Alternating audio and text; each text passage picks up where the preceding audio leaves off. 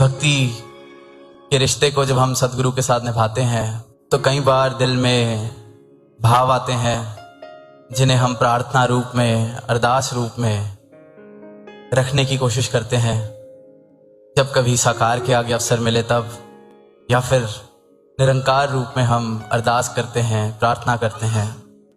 तो अक्सर कई बार ये सवाल पूछा जाता है कि क्या अरदास करनी भी चाहिए, क्योंकि सदगुरु तो यही आशीर्वाद दे रहे हैं कि जो निरंकार कर रहा है इसकी रजा में रहना आ जाए।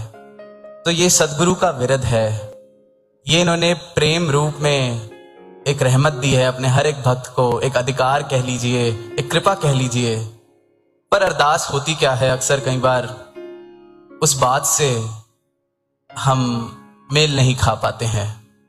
हम सिर्फ शब्द अरदास का या प्रार्थना का इस्तेमाल करके पर कर अरदास नहीं रहे होते हैं।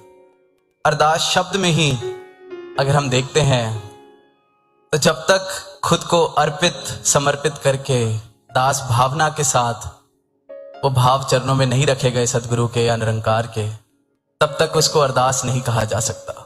क्योंकि अरदास बहुत ही प्रेम पूर्वक भावना है। अरदास अक्सर एक बात कहता है कि भक्ति के प्राण है समर्पण, भक्ति के प्राण है भाव। अगर भाव ना हो तो भक्ति जिंदा ही नहीं रह सकती। हम अपनी बात रखते हैं और फिर एंड में शब्द जोड़ देते हैं, अंत में अरदास है। तो वो अरदास का लिबास ओढ़ देने से मेरी मांग अरदास नहीं बन जाती।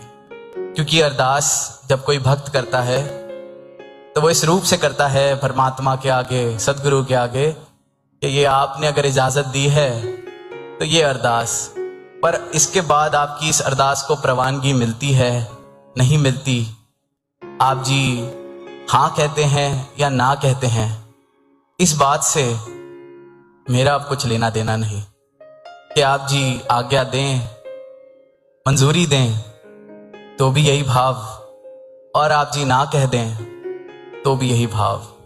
परमात्मा के आगे प्रार्थना की ये ध्यान है, पूरा कर दे या ना करे, इस बात से भक्त की भक्ति पर, भक्त की अवस्था पर कोई असर नहीं। तभी भक्त आनंद में है।